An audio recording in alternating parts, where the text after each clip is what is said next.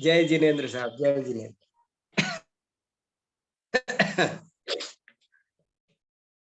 श्रीवर्धमानमर्हन्तं नत्वा बालप्रबुद्धये विरच्यते मितस्पष्ट संदर्भ न्याय दीपिका, संदर्भ न्याय दीपिका। ये न्याय दीपिका नाम का न्याय शास्त्र का एक बहुत ही सरल, सुबोध किंतु महत्वपूर्ण ग्रंथ है। हम सब इसका अध्ययन कर रहे हैं और इसमें 2 प्रकाश का अध्ययन पूर्ण हुआ। अब तृतीय प्रकाश चल रहा है। तृतीय प्रकाश में भी हम 34 पैराग्राफ पढ़ चुके। 34 अनुच्छेद पूरे हुए। अब 35वां पैराग्राफ चलता है। प्रकरण ये चल रहा है कि अनुमान के कितने अवयव होते हैं। हमने पिछली बार अनुमान वाक्य बनाए, अनुमान वाक्य बना कर बताए कि वो कैसे 2 अवयव मुख्य हैं। एक को कहते हैं प्रतिज्ञा और दूसरे को कहते हैं हेतु। न्याय शास्त्र का मूलाधार है अनुमान शास्त्र। न्याय शास्त्र में सबसे ज्यादा उपयोगी विषय और जो उसकी स्पेशलिटी है वो अनुमान है, क्योंकि बाकी विषयों का वर्णन तो दर्शन में भी आ जाता है, पर एक अनुमान ऐसा है जो न्याय पढ़ने वाले ही ठीक से पढ़ पाते हैं। न्याय को, अनुमान को पढ़ाना ही, अनुमान के प्रयोग में दक्ष बनाना ही अनुमान प्रमाण न्याय शास्त्र का उद्देश्य है। तो उसमें हम 35वें पैराग्राफ पे पहुंच गए और ये बात बताई कि अनुमान के 2 ही अवयव होते हैं। एक का नाम प्रतिज्ञा और दूसरे का नाम हेतु। हेतु का दूसरा नाम साधन भी है और प्रतिज्ञा का दूसरा नाम साध्य भी है, अथवा प्रतिज्ञा का नाम धर्मी भी है, अथवा प्रतिज्ञा का नाम पक्ष भी है। ऐसे कई कई नामों से, कभी तो धर्म सहित धर्मी साध्य होता है, कहीं अकेला धर्म साध्य होता है। क्या क्या स्थितियां हैं वो सब हमने पिछली कक्षाओं में बहुत डिटेल में समझ ली है, इसलिए अभी उसकी चर्चा न दोहराकर 35वां अनुच्छेद पढ़ते हैं कि क्या कह रहे हैं। देखो, पढ़ता हूं मैं 35वां अनुच्छेद। तदेतत् अविमृश्याभिमननम। देखो कितना अच्छा शब्द है। ये भाषा भी इस बहाने समझ लो, इनकी कहने की शैली समझो। क्या कितने सारे शब्द एक साथ मिलकर बैठे हैं। तत् प्लस एतत् प्लस एविमृश्य प्लस अभिमननम, ऐसे 4 शब्द मिलकर के बैठे हैं। और तोड़ो तो 4 के भी 6 हो जाएंगे अभी। तदेतद माने वह, यह बात। अविमृश्य, अविमृश्य का मतलब है जिस पर भली भांति विमर्श नहीं किया गया है। विमर्श माने जिस पर अच्छे से सोचा जाए, विचार विमर्श बोलते हैं ना, वही विमर्श है। और विमृश्य, विमृश्य का मतलब होता है विचार करके, और अविमृश्य का मतलब होता है विचार किए बिना ही। ये बात बिना विचार किए ही अभिमननम, सोची गई बात है। ये ऐसे ही सोच ली गई है। ये बात वास्तव में सोच विचार करके नहीं मानी गई है। मनन माने मानना भी है। ये बात कौन सी बात? जो पिछले 34वें पैराग्राफ में कही थी। क्या कही थी 34वीं पैराग्राफ में? ये कही थी कि अनुमान के तो 5 अवयव होते हैं साहब, 5। आप 2 बता रहे हो, सो तो कम बता रहे हो। उसके 5 अवयव होने चाहिए। आपने केवल प्रतिज्ञा और हेतु ऐसे 2 ही बोले, लेकिन वास्तव में प्रतिज्ञा, हेतु, उदाहरण, उपनय, निगमन ऐसे 5 होने चाहिए, तब जाकर के वो पूरी बात बनेगी। ऐसा 34वें पैराग्राफ में कहा था। तो अब उसी बात के बारे में आचार्य की टिप्पणी है कि तुम्हारी यह बात बिना सोचे विचारे कही गई है। तदेतद् अविमृश्याभिमननम् वीतराग कथायां प्रतिपाद्यानुरोधेन अवयवाधिक्येऽपि विजिगीषु कथायां प्रतिज्ञा हेतु रूप अवयवद्वयेनैव पर्याप्तः किम अप्रयोजकैरन्यैरवयवैः। वीतराग कथायां, सप्तमी एक वचन, वीतराग कथा में प्रतिपाद्य। अब देखो, ये अर्थ कभी नहीं सुना होगा आपने कि प्रतिपाद्य माने शिष्य, छात्र, श्रोता। प्रतिपाद्य शब्द का अर्थ क्या है? देखो गजब की बात। बहुत शोर हो रहा है, 1 मिनट दरवाजा बंद करता हूँ, कुछ कम हो।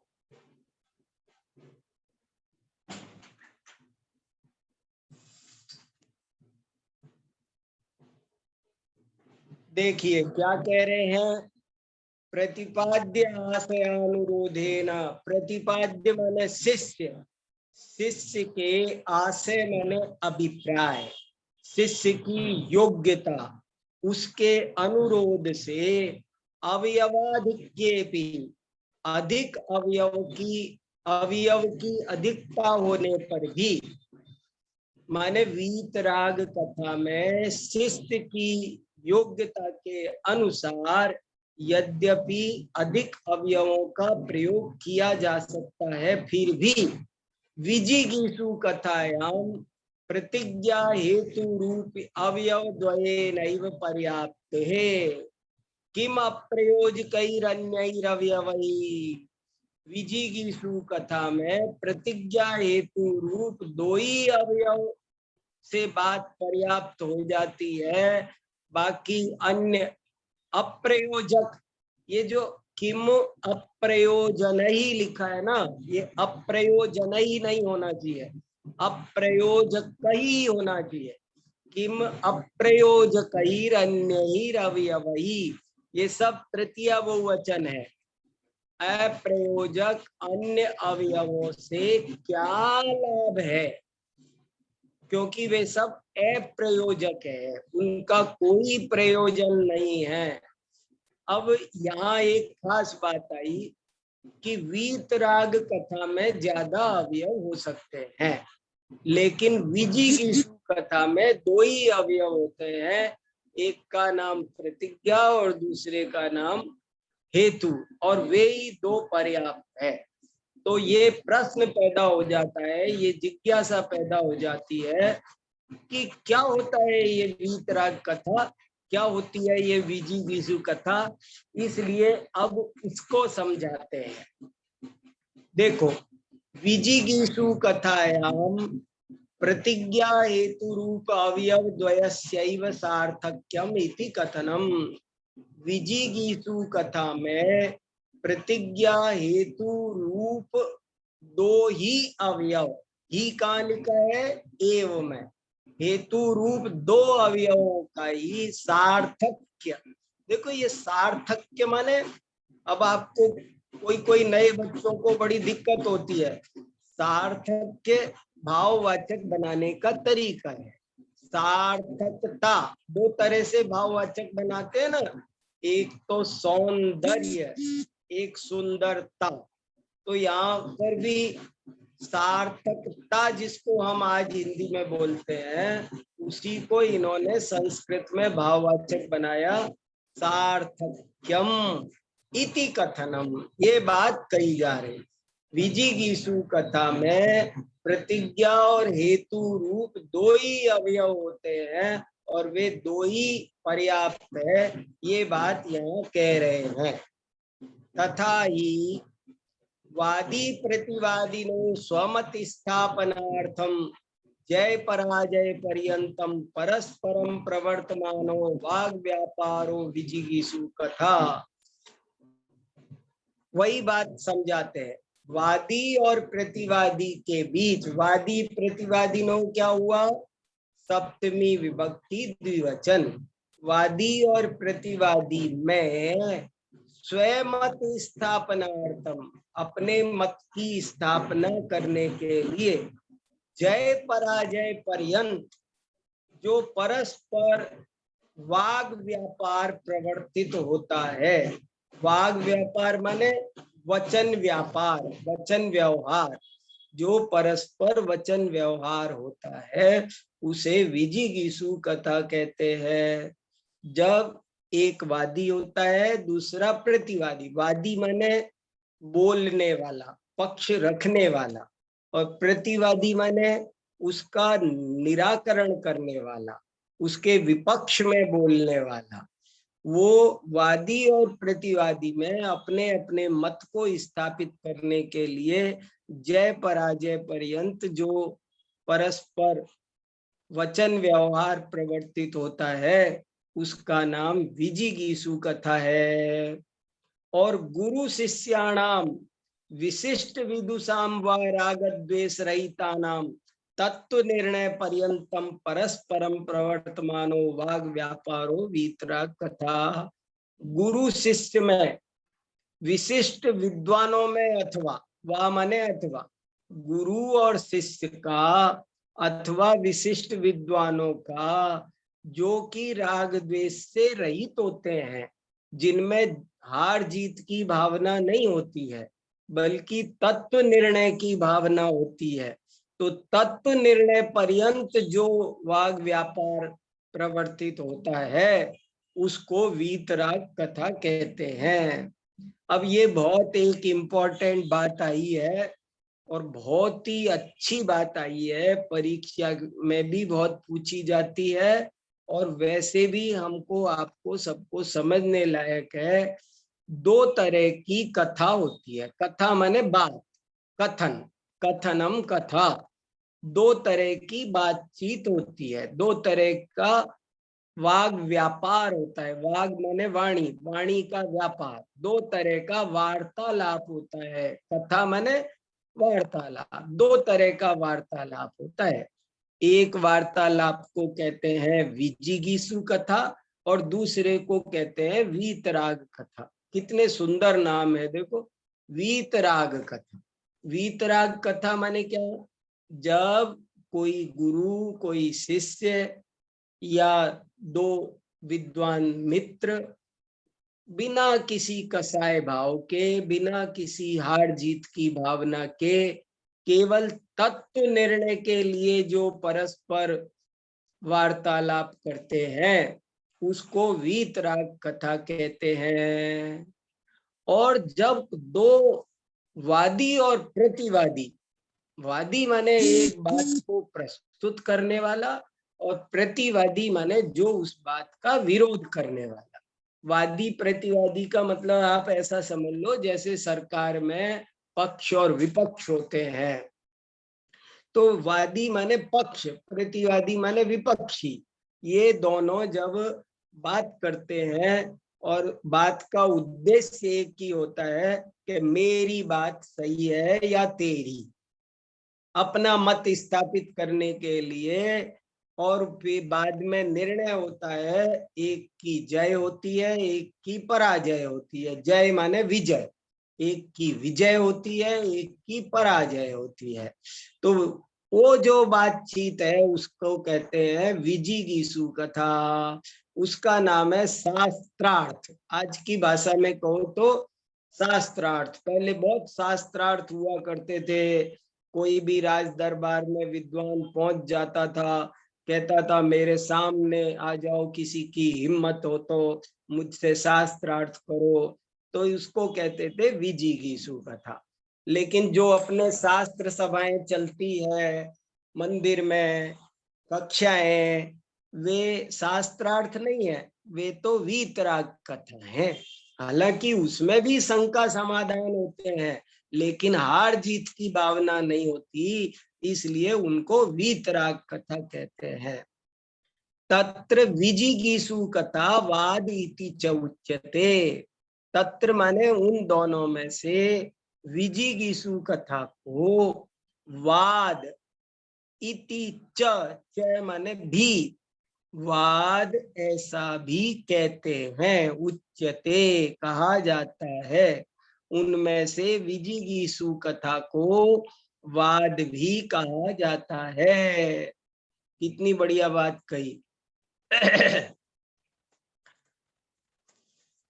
विजु एक शब्द छूटा कुछ यहाँ, देखो मैं देखता हूँ। हाँ, एक शब्द पीछे छूट गया, केचित। केचित वीतराग कथा वाद इति कथयन्ति। केचित माने कुछ लोग, वीतराग कथा को भी वाद ऐसा कहते हैं, किंतु तत्पारिभाषिक में, लेकिन वो तो पारिभाषिक मात्र ही है, वो कहने की बात है। वास्तव में वीतराग कथा को वाद नहीं कह सकते। ये कहा कि वाद माने क्या, वाद वाद विवाद, वो कहते हैं ना वाद का नाम विवाद है, तो बोले वाद का मतलब वास्तव में विजिगीषु कथा होती है। वाद का मतलब आप हमसे वाद कर लो, वाद कर लो मैंने विजिगीषु कर लो, कथा कर लो। और वीतराग कथा को भी यदि कदाचित कहीं वाद लिख दिया हो, किसी ने कह दिया हो, तो बोले घबराना मत, वो स्थूल कथन है ऐसा समझ लेना, तो वो सामान्य कथन है। वास्तव में वीतराग कथा का नाम वाद नहीं है। नहीं लोके गुरु शिष्यादि वाग व्यापारे वाद व्यवहार।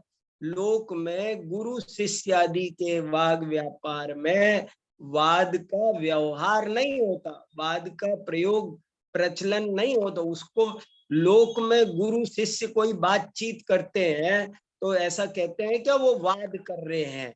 शास्त्र से हम क्लास वाद नहीं कहते, तो बोले लोक में भी गुरु शिष्यादि की बातचीत को वाद शब्द से नहीं कहा जाता है। विजिगीषु वाग व्यवहार एव वादत्व प्रसिद्धे, क्योंकि विजिगीषु वाग व्यवहार में ही वादत्व की प्रसिद्धि है।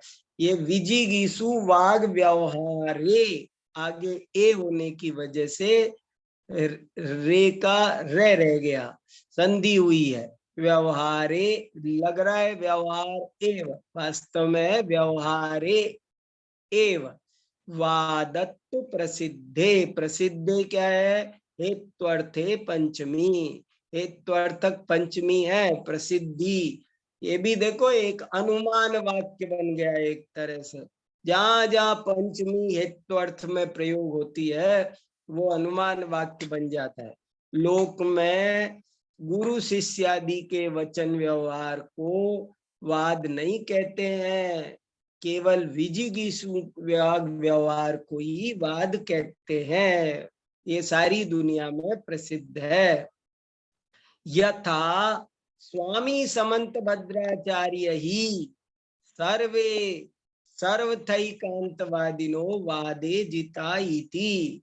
जैसे कि कोई ऐसा वाक्य कहता है कि स्वामी समंत भद्राचार्य के द्वारा सभी सर्वथा एकांतवादी वाद में जीत लिए गए। जिता भूतकालिक कृदंत बनाया, वादे सप्तमी एक वचन, सर्वे सर्वे क्या है प्रथमा बहुवचन, सर्वथा एकांतवादिनो प्रथमा बहुवचन, वादी वादिनो वादिना ईकारांत पुल्लिंग है। वादी शब्द ज्ञानी मानी दानी की तरह चलता है, वादिना।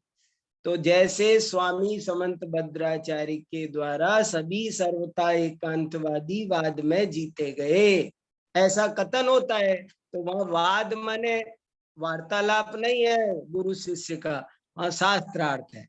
तस्मिश्च वादे परार्थानुमान वाक्यस्य प्रतिज्ञा हेतु रीति रवयव द्वयमेव उपकारकम नोदाहरणादिकम व।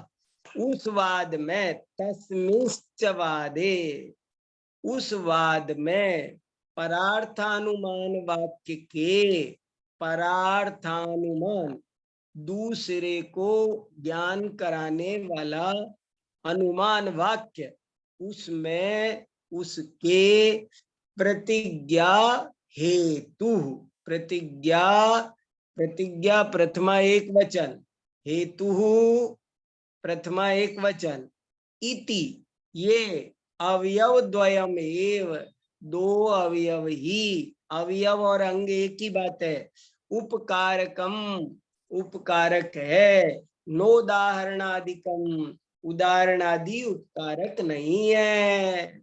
उपकारक माने कार्य की सिद्धि में सहायक। तद यथा, वो बात ऐसे, उसका खुलासा इस प्रकार है। लिंग वचनात्मके न हेतुना तावद अवश्यम भवितव्यम।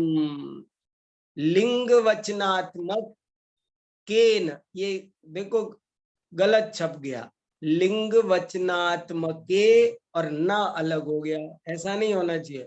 लिंग वचनात्मकेन ये एक शब्द है, ना मिलना चाहिए। तृतीया किताबों में भी अशुद्धि छप जाती है, आजकल प्रमाद करते हैं प्रूफ रीडिंग में, देखो क्या गड़बड़ हो गई। लिंग वचनात्मके और ना अलग कर दिया तो अर्थ ही नहीं लगता, कैसे परेशान हो जाए। वास्तव में लिंग वचनात्मकेन हेतुना तावद अवश्यम भवितव्यम।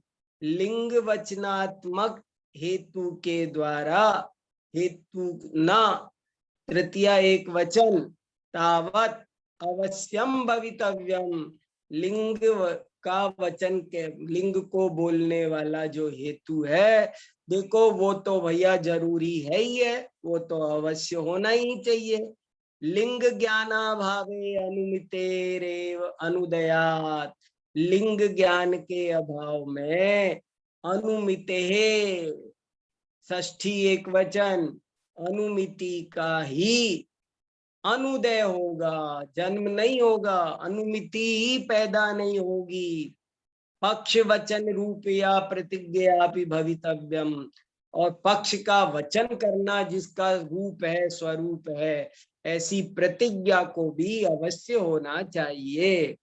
अन्यथा अभिमत साध्य निश्चया भावे साध्य संदेहवतः श्रोतु रनुमिति अनुदयात। अन्यथा अभिमत, अभिमत माने जो वांटेड है, इच्छित है, उस साध्य के निश्चय का अभाव हो जाएगा, और उसका अभाव होने पर साध्य में संदेह हो जाएगा, और संदेह होने के कारण श्रोता को अनुमिति का उदय नहीं होगा। अनुमिति माने अनुमान ज्ञान, अनुमान ज्ञान नहीं हो पाएगा जब साध्य में ही डाउट हो जाएगा। संदेहवतः, संदेहवतः क्या है, संदेहवान का षष्ठी एक वचन, संदेहवतः श्रोता के अनुमिति का अनुदय हो जाए, होने के कारण प्रतिज्ञा भी जरूर होनी चाहिए, हेतु होना चाहिए, क्योंकि हेतु नहीं होगा तो भी अनुमति नहीं होगी। प्रतिज्ञा होनी चाहिए क्योंकि नहीं तो साध्य में संदेह हो जाएगा और फिर अनुमति नहीं होगी। तदुक्तम, वही कहते हैं, एतद्वयमेव अनुमानांगम, ये परीक्षा मुख सूत्र माणिक नंदी आचार्य का है, ये उसका सूत्र है। एतद्वयमेव अनुमानांगम नोदाहरणम, कि ये दो ही अनुमान के अंग है। एतत्, ये, द्वयम एव, दो ही, अनुमानांगम, अनुमान के अंग हैं। ये क्या है, परीक्षामुख सूत्र के तीसरे परिच्छेद का 37वां सूत्र है। इति अयम अर्थ, इसका क्या अर्थ हुआ? एतयो प्रतिज्ञा हेतु द्वयमेव अनुमानांगम। कितना बढ़िया लिखा देखो, है ना? क्या लिखा, कहाँ गया? हाँ, परार्थानुमानस्य अंगम इति। ये परार्थानुमान के दो अंग हैं, प्रतिज्ञा और हेतु। वाद इति शेष, वादे इति शेष, वाद में ये बात वहां छुपी हुई है, कहीं नहीं है सूत्र में, लेकिन वो बात वहां पर अंडरस्टूड है, छुपी हुई है। एव कारेण अवधारण परेण, ये देखो बहुत अच्छा है, एवकार अवधारणा परक होता है। ये बहुत खास बात है। जब स्याद्वाद का प्रकरण आएगा तो ये विषय और अच्छे से समझना पड़ेगा कि एव माने क्या? अवधारण। अवधारण माने क्या? सुनिश्चित करना। अवधारण का मतलब होता है उसको फिक्स करने के। एव क्यों लगाया जाता है? बात को फिक्स करने के लिए। जैसे एक ही छात्र जाओ, तो एक ही जाओ माने ही क्यों लगाया? एक छात्र जाओ बोल देते हैं कि नहीं, वो फिक्स करने के लिए कि दूसरा ना चला जाए। तो एव शब्द अवधारणा के लिए लगाया जाता है, ऐसा नियम है। तो उसमें नियम से ये बात सिद्ध हो गई। वहां पर लिखा ना दो ही अनुमान के अंग है, तो बोले उससे ये बात सिद्ध हो गई कि उदाहरणाधिक अनुमान के अंग नहीं है। इति सूचितम भवति, ये बात आचार्य देव ने बिना कहे ही कह दी है। जैसे उदाहरण दिया ना, हम बोले एक ही छात्र जाओ, तो एक ही जाओ बोला तो उसमें से ये निकल गया कि नहीं, दो मत जाओ, तीन मत जाओ। कोई के कब कहा था उन्होंने दो मत जाओ, तीन मत जाओ? बोले उन्होंने एक ही जाओ बोला था ना। ही क्यों लगाया? ही लगाया इससे ये सूचना मिल गई कि अन्य को नहीं जाना है। ऐसे ही आचार्य देव ने, माणिक नंदी ने ये कहा कि भाई प्रतिज्ञा और हेतु ये दो ही अंग हैं। इसमें से हमने ये निकाल लिया कि उदाहरण आदि और कोई अनुमान के अंग नहीं है। उनके एव शब्द में से हमने ये निकाल लिया। और ये बहुत बढ़िया बात आ रही, व्युत्पन्नस्यैव हि वादाधिकार। वाद का अधिकार व्युत्पन्न को ही है। व्युत्पन्न माने क्या होता है? अब ये सब शब्द असल में क्या है देखो भैया, जो थोड़ा सा परिश्रम करेगा, जो थोड़े नोट्स बनाएगा, जो थोड़े होमवर्क करेगा, उसको तो बहुत ज्ञान हो जाएगा। और जो ऐसा नहीं कर पाएगा उसको वैसा ज्ञान नहीं होगा। अब कॉपी में लिखना चाहिए व्युत्पन्न। व्युत्पन्न माने क्या होता है?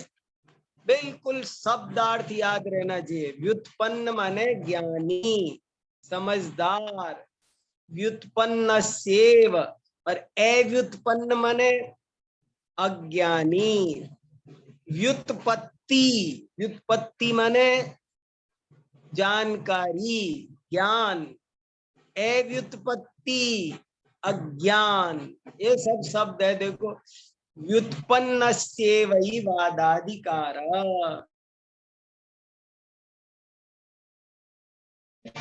समझदार को ही वाद अधिकार है। प्रतिज्ञा हेतु प्रयोग मात्रेणैव उदाहरणादि प्रतिपाद्यस्य अर्थस्य गम्यमानस्य व्युत्पन्नेन ज्ञातुं शक्यत्वात् वा। प्रतिज्ञा हेतु इनके प्रयोग मात्र से ही, केवल प्रतिज्ञा और हेतु दो के प्रयोग मात्र से ही उदाहरण आदि के द्वारा जो प्रतिपाद्य अर्थ होता है वो गम्यमान हो जाता है, वो समझ में आ जाता है।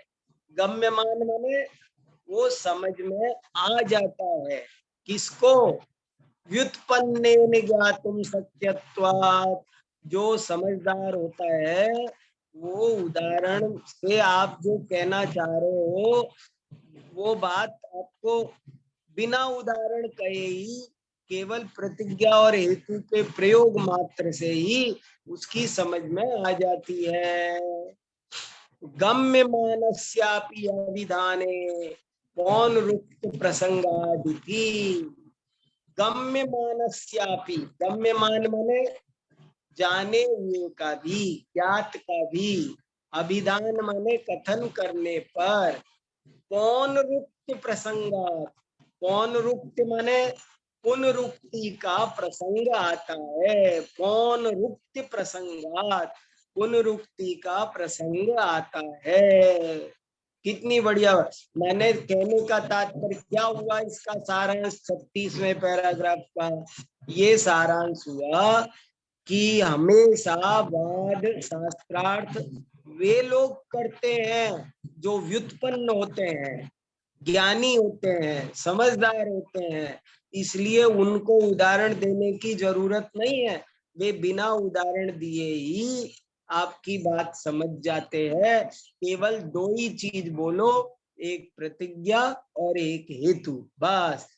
अगर आप उदाहरण आदि बोलोगे तो रिपीटिशन होगा। पुनरुक्ति माने पुनरुक्ति, पुनरुक्ति का प्रसंग आएगा, पुनरुक्ति का दोष आएगा।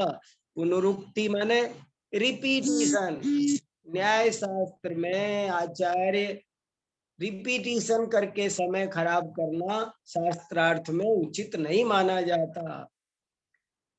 स्यादेतत् प्रतिज्ञा प्रयोगेपि पौनरुक्त्यमेव तद अविधेयस्य पक्षस्यापि प्रस्तावादिना गम्यमानत्वात्। स्यादेतत्, यहाँ कोई ऐसा कहे, प्रश्न है कि प्रतिज्ञा का प्रयोग करने पर भी तो पुनरुक्ति है महाराज। पौनरुक्ति माने पुनरुक्ति, रिपीटिशन ही तो हुई प्रतिज्ञा बोलने पर भी। इसलिए तद अविधेयस्य पक्षस्यापि प्रस्तावादिना गम्यमानत्वात्, क्योंकि वो जो प्रतिज्ञा से हम कहना चाहते हैं जो पक्ष, वो सब जब शुरू में प्रस्ताव रखते हैं, भूमिका होती है, तो उससे वो बात पता चल जाती है कि क्या सिद्ध करना है। इसलिए प्रतिज्ञा को भी बोलने की जरूरत नहीं है यदि ऐसा कोई प्रश्न करे तो। तथा च लिंग वचन लक्षणो हेतु एक एव वादे प्रयोक्तव्यः। देखो अब कितनी बढ़िया भाषा आ रही है। तथा च, और लिंग वचन लक्षणों हेतु, लिंग का वचन माने लिंग को बोलना हेतु है। देखो हेतु की कितनी बढ़िया परिभाषा एक आई। हेतु किसे कहते हैं?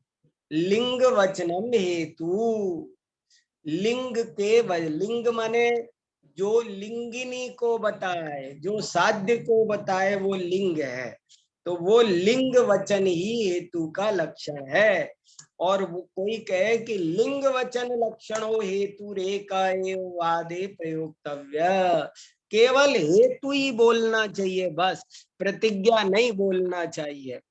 इति वदन, ऐसा कहता हुआ। वदन माने, वदन शब्द क्या परिचय है? सत्री प्रत्यय का, पुल्लिंग का, प्रथम विभक्ति का एक वचन है वदन। वदन माने बोलता हुआ। बौद्ध पशु आत्मनो दुर्विदत्तम उद्घोषयति। देखो आज आपको न्याय शास्त्र की गाली से भी परिचय हो रहा है। देखो कैसे गाली देते हैं। शास्त्रार्थ होता है और किसी को गाली देना हो तो क्या, ये सबसे बड़ी गाली है। उसने कहा बौद्ध पशु, बौद्ध पशु आत्मनः, अपना, दुर्विदग्धत्वम उद्घोषयति। बौद्ध पशु स्वयं का, आत्मनः माने स्वयं का, षष्ठी एक वचन, दुर्विदग्धत्वम, विदग्धत्व माने विद्वत्ता, विदग्ध, विदग्ध माने ज्ञानी। अब ये देखो, व्युत्पन्न, विदग्ध, ये पर्यायवाची हो गए। विदग्ध माने समझदार, ज्ञानी, होशियारपना, और दुर्विदग्धत्व माने उसका उल्टा, अपनी मूर्खता। बौद्ध पशु अपनी मूर्खता का उद्घोषयति, अपनी मूर्खता की उद्घोषणा कर रहे हैं। जो ये कहता, क्यों कहा ऐसा? इसलिए कहा कि वो कह रहा है, अजी प्रतिज्ञा ही मत बोलो ना, प्रतिज्ञा बोलने में तो टाइम खराब होता है, रिपीटिशन होता है, खाली एक हेतु ही बोल दो। सबके समझ में आ रहा है ना? कहीं कुछ नहीं समझ में आए तो अपना हैंड रेज करके पूछ लेना चीजों को। बहुत अच्छा प्रकरण है ये। हेतु मात्र प्रयोगे व्युत्पन्नस्यापि साध्य संदेह अनिवृत्ते। कितनी बढ़िया बात। हेतु मात्र का प्रयोग करने पर जो व्युत्पन्न व्यक्ति होगा उसको भी साध्य में संदेह हो जाएगा, उसका साध्य का संदेह दूर नहीं हो सकेगा, उसके साध्य में डाउट हो जाता है। और उस डाउट को दूर करने के लिए हमें केवल हेतु का प्रयोग नहीं करना चाहिए, बल्कि उसके साथ में पक्ष या प्रतिज्ञा भी बोलना चाहिए। हेतु मात्र प्रयोगे व्युत्पन्नस्यापि साध्य संदेह अनिवृत्ते, तस्माद अवश्यम प्रतिज्ञा प्रयोक्तव्या। इसलिए प्रतिज्ञा का अवश्य ही प्रयोग करना चाहिए।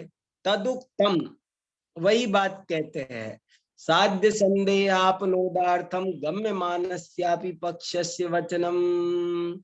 परीक्षा 3/34। परीक्षा माने परीक्षा मुख। माणिक्य नंदी आचार्य का अद्भुत सूत्र ग्रंथ, जैन न्याय का प्रथम सूत्र ग्रंथ है।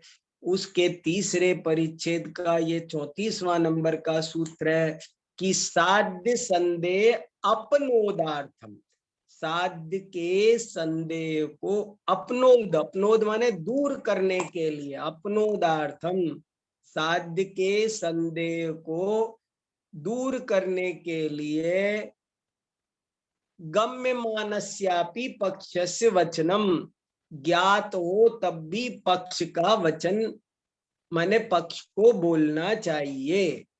तदेवं वादापेक्षया परार्थानुमानस्य प्रतिज्ञा हेतु रूपम अवयवद्वयमेव न न्यूनम न च अधिकम इति स्थितम।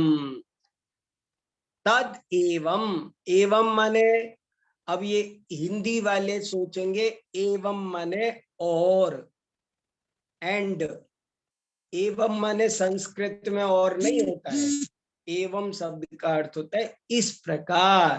तदेवं, ये तदेवं माने इस प्रकार से, वाद की अपेक्षा से, वादापेक्षया, तृतीया विभक्ति एक वचन, वाद की अपेक्षा, विजिगीषु कथा की अपेक्षा, परार्थानुमानस्य, परार्थानुमान के, ये बीच बीच में डैश भी अनावश्यक है। परार्थानुमानस्य, अब इसके बीच में डैश लगा रखा है, गलत लगा रखा है, कोई मतलब ही नहीं। इसके ऊपर गम्य मानस्यापि, यहाँ पर जो डैश लगा रखा है वो बिल्कुल अनावश्यक है, गलत है, वो नहीं होना चाहिए। परार्थानुमानस्य प्रतिज्ञा हेतु रूपम अवयवद्वयमेव, प्रतिज्ञा और हेतु रूप दो ही अवयव होते हैं। न न्यूनम, न्यून माने कम, न च अधिकम, और न अधिक होते हैं। इति स्थितम, ये बात स्थित हो गई। स्थित हो गई माने भली भांति सिद्ध हो गई, स्थापित हो गई। प्रपंच, अब देखो प्रपंच माने क्या होता है, ये भी हिंदी का अभ्यास वालों को बहुत दिक्कत हो। प्रपंच माने हम लोग छल कपट समझते हैं, पर यहाँ प्रपंच शब्द का अर्थ छल कपट नहीं है।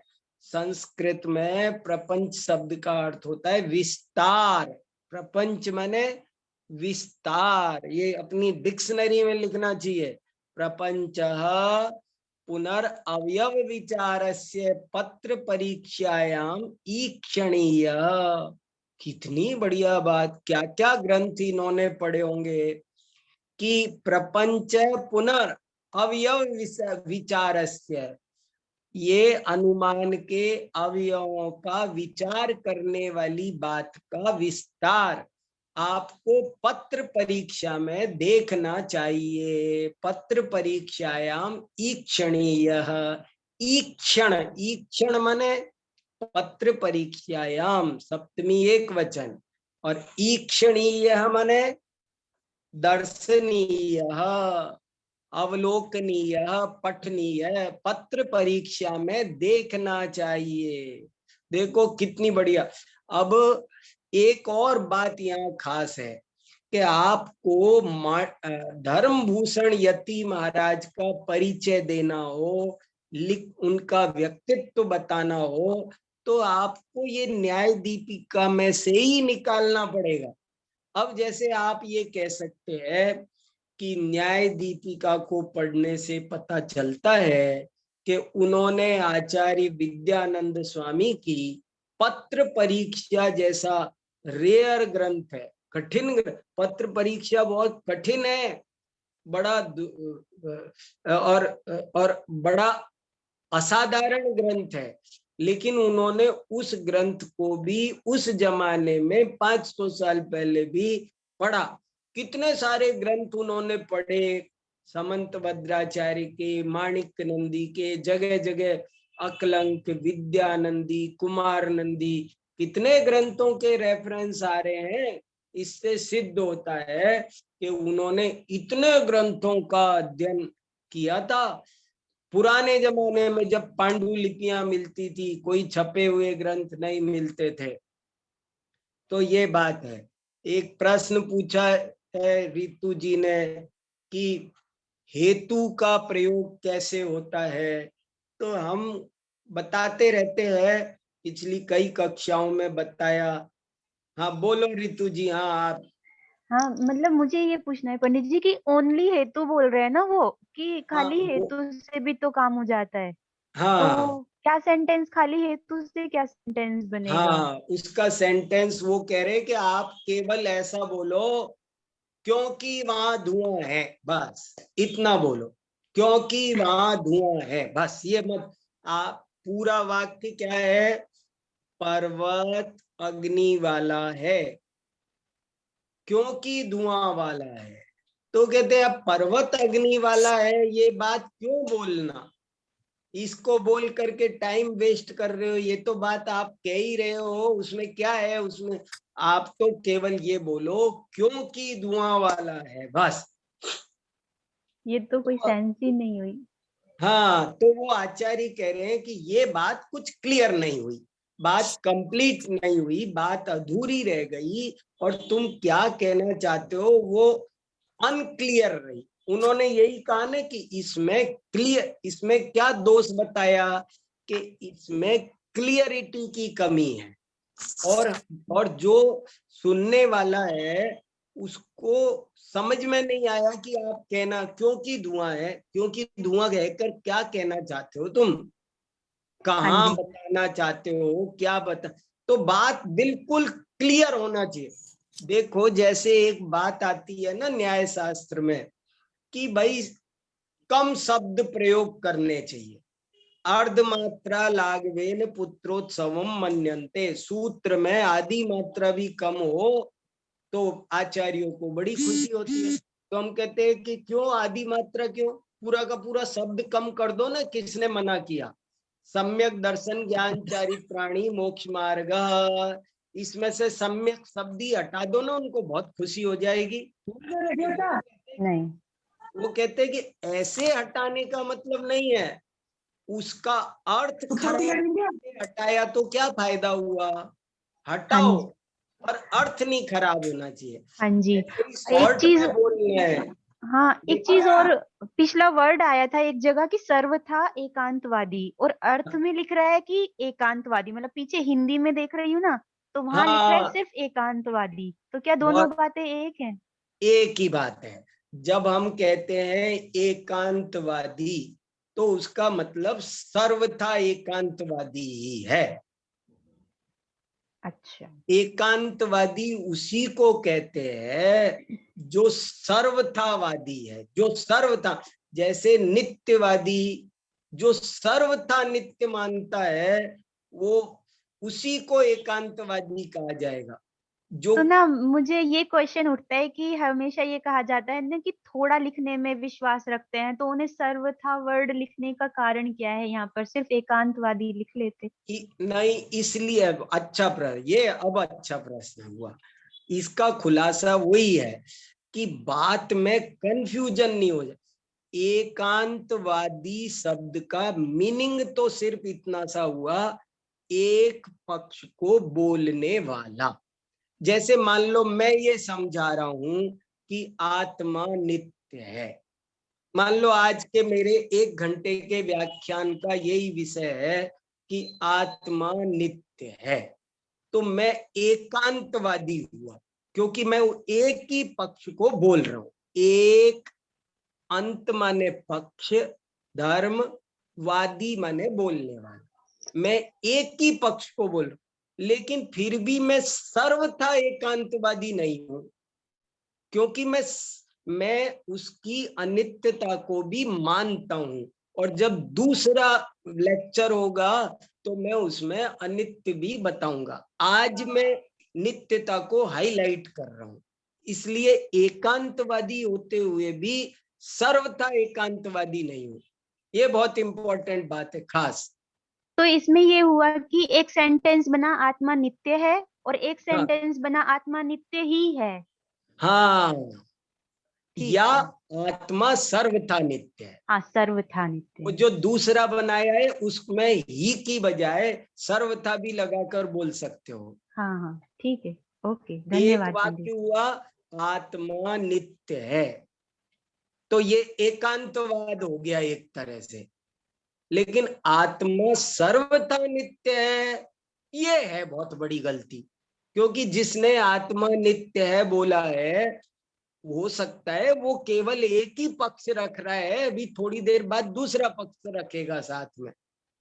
इसलिए वो बात में कोई तरह का डाउट ना रह जाए, क्लियरिटी बढ़ाने के लिए सर्वथा शब्द रख दिया कि आपको परमिशन तो है एक पक्ष बोलने की, आप एकांतवादी हो सकते हो, आपको परमिशन है, लेकिन सर्वथा एकांतवादी मत हो जाना। ठीक, आप ये मतलब है। गुड। धन्यवाद। हाँ, और कोई बात बोलो। जय जिनेन्द्र सर। हाँ बोलो आशीष जी। सर मैं ये पूछना चाह रहा था कि न्याय तो स्टूडेंट को पढ़ाने का भी विषय रहा है सर, हाँ, स्टूडेंट को पढ़ाने का विषय भी रहा है प्राचीन काल से ही। हाँ, तो सर अगर अपने स्टूडेंट को पढ़ाने के लिए 5 अवयव भी रखें ताकि बहुत अच्छा क्लियर हो जाए, तो इसमें क्या आपत्ति है सर हमको? तो ये तो इन्होंने माना ना, इन्होंने बहुत क्लियर कहा ना कि वीतराग कथा में शिष्य की योग्यता के हिसाब से 2 के 3 बोलो, 4 बोलो, 5 भी बोलो, कितने भी बोलो, यू आर फ्री। ये क्लियर कट तो बोला उन्होंने कि अच्छा जब सर। हाँ। बहुत क्लियर कट बोला कि जब आप गुरु शिष्य के बीच बात हो रही है या 2 दोस्तों के बीच बात हो रही है सब्जेक्ट समझने के लिए, तो अनुमान के अवयव 2 ही हो ये जरूरी नहीं है, 3, 4, 5 हो सकते हैं, कोई दिक्कत नहीं है। जी जी। सर वे मानते हैं कि केवल 5 ही अवयव होने चाहिए, 2 अवयव होने ही नहीं चाहिए। हाँ नहीं सुनो, हाँ वो उन्होंने पहले कहा था कि 5 अवयव हमेशा होने चाहिए। अच्छा ठीक है, थैंक यू सर। वो हाँ बहुत बढ़िया सवाल है। वो कह रहे हैं कि 5 अवयव हमेशा होने चाहिए, और जैन आचार्य कह रहे हैं कि शास्त्रार्थ हो रहा हो तो हमें केवल 2 ही का प्रयोग करना चाहिए। 5 का प्रयोग तो केवल तब करना चाहिए जब आप घर में बैठे हो, डिस्कस कर रहे हो। अभी इसमें एक बात और आएगी आगे, जो मैं अभी आपने प्रश्न पूछा है इसलिए अभी क्लियर कर देता हूँ, बहुत इंपॉर्टेंट है कि जब शास्त्रार्थ होता है ना, तब उदाहरण देने से बात बिगड़ सकती है। उदाहरण देने से बात ट्रैक चेंज कर सकती है, अर्थ का अनर्थ हो सकता है, क्योंकि उदाहरण कभी भी 100% सही नहीं होता है। उदाहरण एक देश होता है, उदाहरण कभी भी पूर्णतया घटता नहीं है। और वो तो आपकी टांग खींचने के लिए बैठा ही है, वो तो बैठा ही आपको हराने के लिए है। तो वो आपको उदाहरण से ही पटकनी दे देगा, उदाहरण से बात पकड़ लेगा, इसलिए उदाहरण का प्रयोग वहां मत करो, ये वो कहना। जैसे देखो क्या होता है, अभी जैसे मैं ये बोलूं कि आशीष जी का दिमाग तो कंप्यूटर है, मैं आपकी प्रशंसा करने के लिए बोल रहा हूं कि आशीष जी का दिमाग तो कंप्यूटर है। लेकिन आप भड़क सकते हो, नाराज हो सकते हो मेरे से, आप बोलोगे आपने कंप्यूटर कहकर मेरा अपमान किया है। कंप्यूटर तो निर्जीव होता है, कंप्यूटर तो केवल वही बात बोलता है जो रटी रटाई उसमें दूसरों भर देते हैं, उसका अपना मौलिक चिंतन कुछ नहीं होता है। क्या मैं ऐसा हूं? मैंने तो आपकी प्रशंसा के लिए, आपके दिमाग की तेजी बताने के लिए कंप्यूटर का उदाहरण दिया था, लेकिन गलत ट्रैक पर चली गई ना बात। जी सर। अगर मान लो जैसे मैं कहूं कि मैं सहारनपुर के ऊपर से जा रहा था प्लेन में बैठ के, तो मैंने देखा था वहां के आपके जो बिल्डिंग थी ना, सब ऐसे दिख रही थी जैसे कोई चींटी चींटी जैसी दिख रही थी सारी बिल्डिंग है। मैंने प्लेन में से सहारनपुर देखा था और सारे मकान चींटी जैसे दिख रहे थे। तो अब आप मेरे से बहस कर सकते हो, उलझ सकते हो कि चींटी तो 3 इंद्री जीव होती है, मकान क्या 3 इंद्री जीव है? मकान तो अचेतन होते हैं सर। आप क्या बोल रहे हो, आपको पता ही नहीं है, आपकी तो बात ही गलत है। अब हमारी बात तो रह जाएगी कहीं, जो मेन पॉइंट होगा ना वो तो हमारा कहीं का कहीं छूट जाएगा और हमारी लड़ाई उदाहरण पर शुरू हो जाएगी। समझ में आया ना? इसलिए वो कह रहे हैं कि उदाहरण नहीं देना। हाँ दीपाली जी क्या कह रहे हैं? दीपाली जी ने कुछ कहा क्या? क्या मैसेज डाला? नमो जिनाणम। हाँ नमो जिनाणम, बोलिए। दृष्टांत और उदाहरण में जरा फर्क उदाहरण देके समझाइएगा। फिर से सुनो, दृष्टांत और उदाहरण में सामान्य अपेक्षा से कोई अंतर नहीं है, एक ही बात है। दृष्टांत बोलो उदाहरण बोलो, एक ही बात है, कोई फर्क नहीं, पहली बात। दूसरी बात, थोड़ा सा फर्क है। वो फर्क क्या है? मुंह से बोलना उदाहरण है, मुंह से बोलना उदाहरण है, और उस चीज को दिखाना दृष्टांत है। जैसे मैंने कहा जैसे कि घड़ी, तो ये हुआ उदाहरण क्योंकि मैंने मुंह से बोला और आपको दिखाया कि जैसे कि ये, ऐसे दिखा जैसे कि ये। तो ये जो घड़ी नामक दृष्टांत और उदाहरण में वाच्यवाचक संबंध है। दृष्टांत है वो वस्तु का नाम है, वो दृष्टांत फिजिकल होता है, उदाहरण लैंग्वेज का होता है, भाषा में उदाहरण होता है। क्लियर हुआ क्या?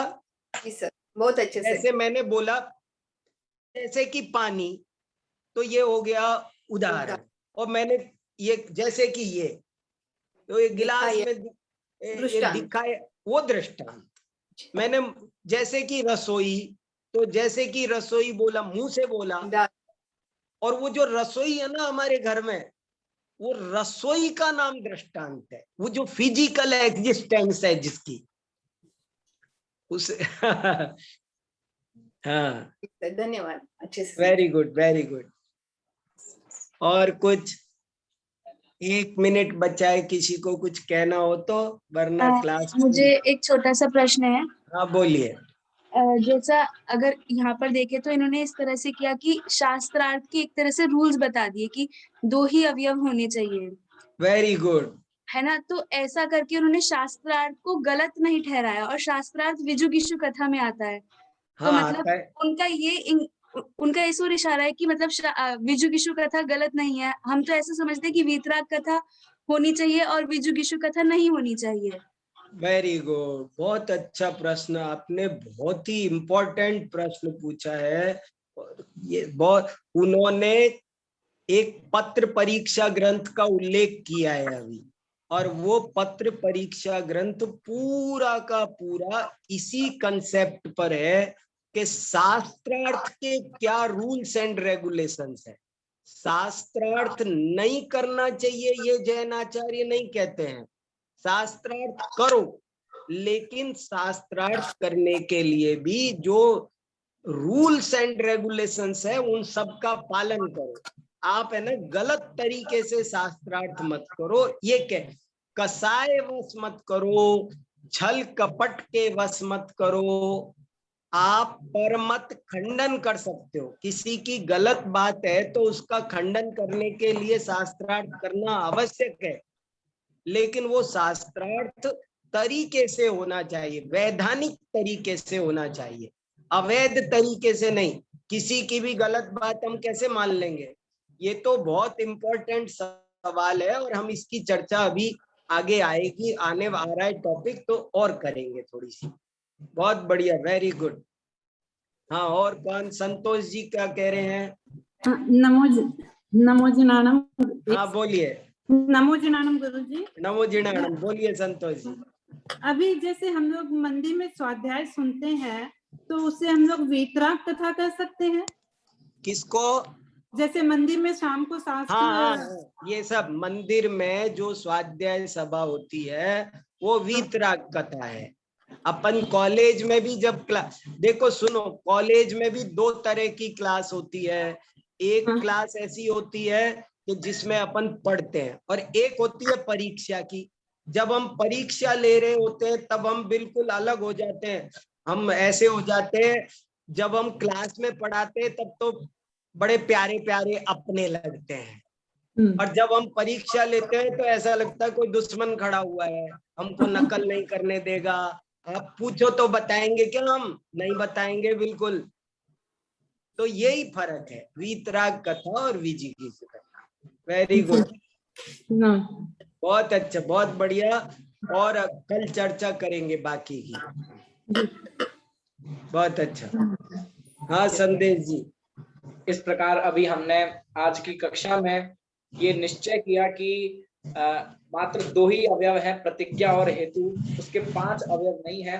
और वीतराग कथा और विजुगिषु कथा का अत्यंत महत्वपूर्ण प्रकरण आज प्रारंभ हुआ। इसकी और विस्तार से चर्चा हम कल करेंगे। अब तो 2 दिन कक्षा हो गई है, तो आपकी कंटिन्यूटी भी बन पाएगी। कल के लिए भी प्रश्न बचाकर रखें, कल भी इसी तरह हम चर्चा करेंगे। बहुत महत्वपूर्ण और बहुत प्रायोगिक चर्चा हमारी यहाँ पर चल रही है, जो कि आपके लिए अत्यंत महत्वपूर्ण है। हम सिर्फ ग्रंथ पढ़ के या फिर सिर्फ सैद्धांतिक चर्चा न करके अत्यंत प्रायोगिक भाई साहब के माध्यम से हो रही है। तो इस प्रकार आज की कक्षा रही।